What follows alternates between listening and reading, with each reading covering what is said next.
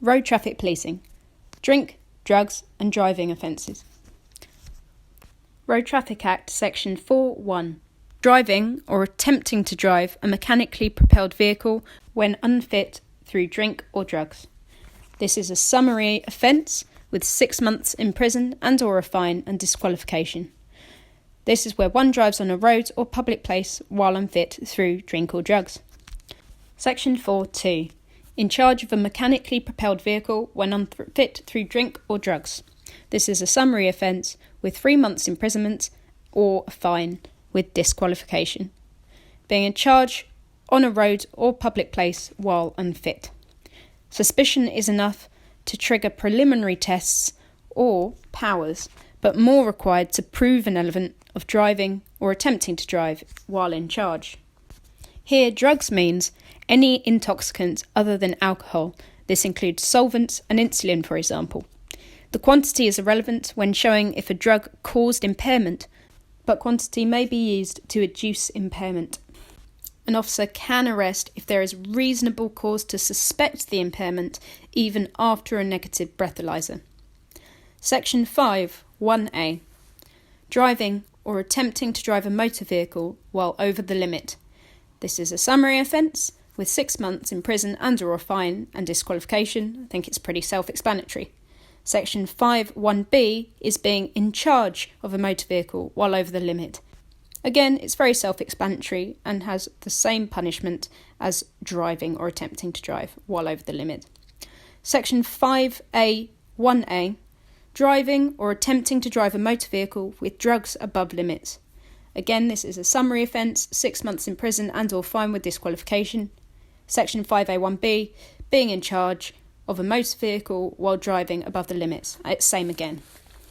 What are the limits for alcohol? Well, it's 35 micrograms in 100 mils of breath.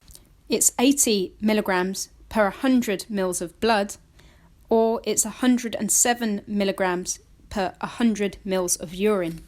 There is a very long list of drugs limits that I won't include here, but they are all included in the Blackstone's book. The list includes everything from amphetamine to temazepam. Defences, Section 5. If the defendant proves that there was no likelihood of driving while over the limit, and that goes for drugs or alcohol, or drugs are supplied or prescribed for medical or dental purposes and taken in accordance with directions and instructions and taken at a time that was not unlawful in regards to controlled drugs under the Misuse of Drugs Act. Preliminary tests. A constable may require cooperation with one or more tests if they suspect the person is driving, attempting to drive, or in charge of a motor vehicle on a road or public place and has alcohol or drugs in the body or is under the influence of them. They suspect that the person has been driving or attempting to drive in a public place in a motor vehicle and has alcohol or drugs in their body and is under the influence.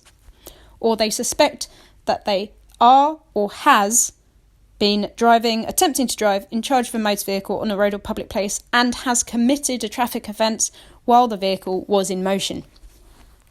The tests available are breathalyzers, drink-drug tests, or a drug wipe.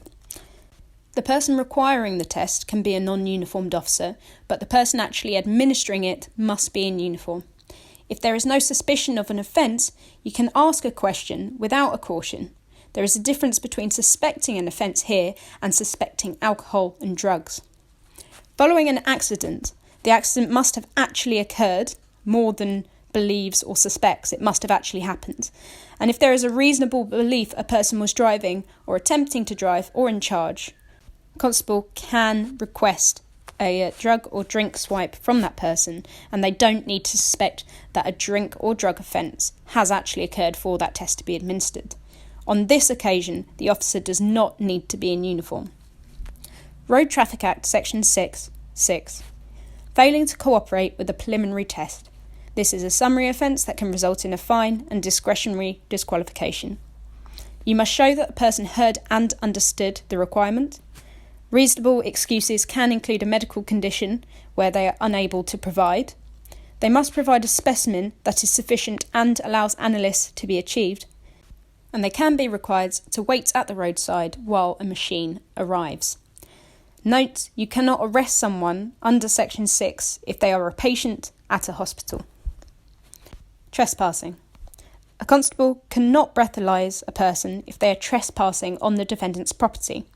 Any subsequent arrests will be unlawful, but it will not affect the offences discovered at a police station.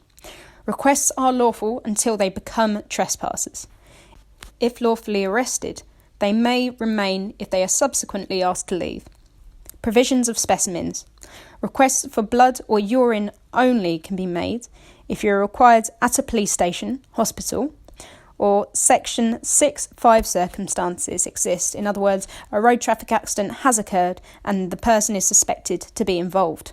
It must be done by a constable in uniform. You can require the test to take place at a police station if the test device is not available at a location or not practicable to use it there. The requiring officer has a reasonable cause to believe the test produced an unreliable result, then you can go and take the test at a police station. You can only take a blood or urine sample at a police station if the requiring officer reasonably believes a breath sample cannot be provided on medical grounds or it should not be taken. Breath has not already been provided and no other device is available at the police station. Breath has been provided but believed results were unreliable. It's as a result of the preliminary drug test believed that they had drugs in their body, or they are suspected of a Section 3A, 4 or 5A offence and advised by a medical practitioner or registered healthcare practitioner that conditions of a person providing a specimen may be due to drugs. They must be provided within 1 hour of arrest. You can arrest for failing to provide and the person reasonably suspects there is alcohol in the driver's body. 20-minute period. The officer knows or suspects substances have been consumed in the last 20 minutes. They should wait or the test will be considered invalid. Even if they refuse to provide, you must wait until that period is over before requesting. The urine requires 2 separate specimens. However, if a person is using a catheter, a single specimen will be considered sufficient. A request for breath specimens can be made at a police station, hospital, or at a place near a preliminary test where it was administered and would have been if not for refusal. It must be requested by a uniform officer or has required the preliminary test in Section 6(5) circumstances. Requests can be made later at a police station if a device is not available or practicable to use at the place, or it is reasonably believed that the device is unreliable. The officer making the requirement should give a warning required by Section 7(7), as this is critical to a successful prosecution for failing to provide a specimen when required. This essentially is letting a driver know that if they fail to provide a specimen, they may be prosecuted, but this warning is not needed if a driver elects to give an alternative sample. A blood specimen is not required if a medical practitioner is of the opinion blood should not be taken, or a registered healthcare practitioner is of the opinion and it's not contradicted by the medical practitioner. Whether blood or urine is provided, this is the requesting officer's choice. If the officer does request a blood or urine sample, they must give the warning regarding failure to provide and should write a statement regarding why a breath specimen could not be used.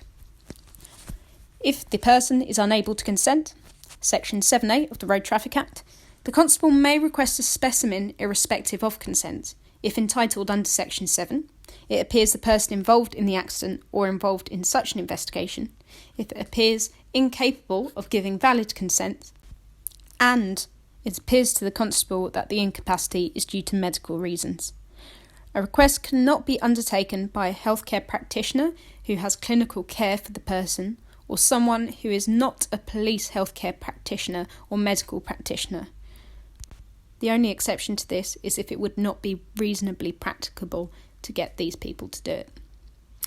A specimen taken this way shall not be tested unless the subject is informed it was taken and has given permission to a constable to test it.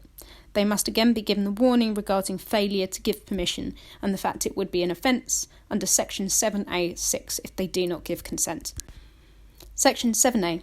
Of 2 breath specimens, the lower reading will be the one that is used. Reasonable excuses for failure to consent are medical or physical incapacity or the inability to understand a requirement. Road Traffic Act Section 9, Hospital Procedure. While a patient is in hospital but not required to take preliminary tests or specimens unless a medical practitioner in charge is notified and the provision is at the hospital. A medical practitioner can object if they believe the provision of the warning or the taking of the sample itself would be prejudicial to the care or treatment the person was receiving. It's important to note that this applies to anywhere in the hospital, which can even include any part of the hospital, such as the car park. Section 10. Detention. You may continue to detain someone after the provision of samples if there are reasonable grounds for believing that they would drive or attempt to drive. A medical practitioner must advise regarding impairment to drive through drink or drugs. Thank you for listening. I hope this is helpful. These are literally the recordings I made for myself and thought it might be useful for you. Do make sure that you get the Blackstone police manuals to get the full experience and all the up-to-date information. Bear in mind that this is only relevant as of when it's taking place in 2021, and these videos might not be so accurate or relevant in 2022.